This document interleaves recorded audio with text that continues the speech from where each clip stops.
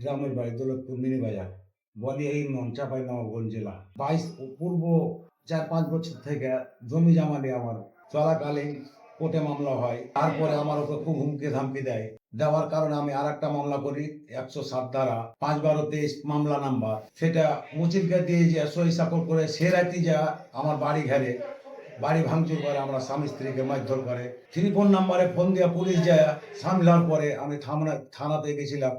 থানাতে না হয়ে আমি কোর্টে এসে মামলা দায়ের করি। কোর্ট থেকে গোয়েন্দা বিভাগে পরিচালনা করতে দেয়। 9 মাস ধরে পরিচালনা করার পরে সেটা চার্জশিট দিয়েছে, চলমান আছে। তারপরে আমার স্ত্রীকে ফের আবার কপিয়ে দেয়, ফের আবার থানাতে মামলা হয়। থানাতে মামলা হওয়ার পরে কারকে বিরুদ্ধে কারকে বিরুদ্ধে এটা তো বলেন। শামসুল জহা অথচ তার ছেলে সজীব, তারকে বিরুদ্ধে। তারপরে আমি ফের আমাকে হুমকি ধামকি অনেক দেয়। আবার আমি থানাতে যে একটা জিডি করি, জিডি অনুযায়ী ইনকোয়ারি করে দেখা গেল ফের আবার মামলা হয়ে গেল। ওটা তো জামিন হয়ে যায়, ফের আবার আমাকে মারছে। দৌলতপুর মিনি বাজার রাকিব অথচ তার ছেলে আলমাস, তার দোকানের সামনে অনেকভাবে আমাকে মারধর করে, লুঙ্গি কেড়ে নেয়, 2.5 লাখ টাকা আমার টেপ থেকে কেড়ে নেয়। নেওয়ার কারণে আমি থানাতে মামলা করি, এজাহার দিই সরকারের কাছে।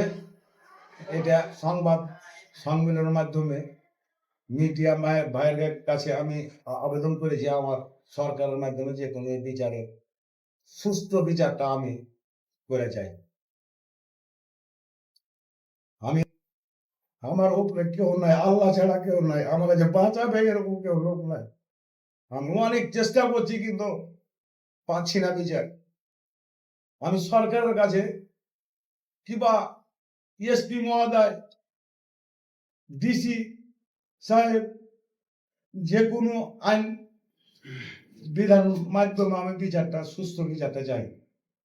এটাই আপনাদের কাছে বারবার অনুরোধ, বিচারটা যেন আমি পাই।